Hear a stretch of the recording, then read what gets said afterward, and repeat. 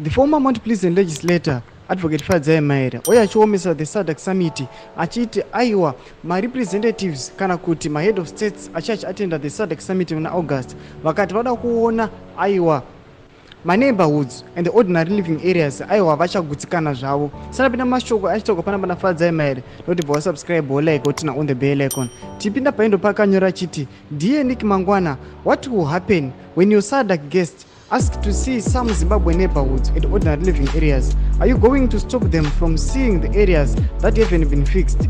Will they have chaperones that decide whom and what they see? What if their embassy staff take them off the tiny coordinated path when I need new leaders? Anoposta ime post futa chit. I repeat, if these SADC delegates make the mistake of taking a detour onto Churchill Avenue off 2nd Street, they are going to have the shock of their lives. The road is unstable. We are almost better off driving the road than on it.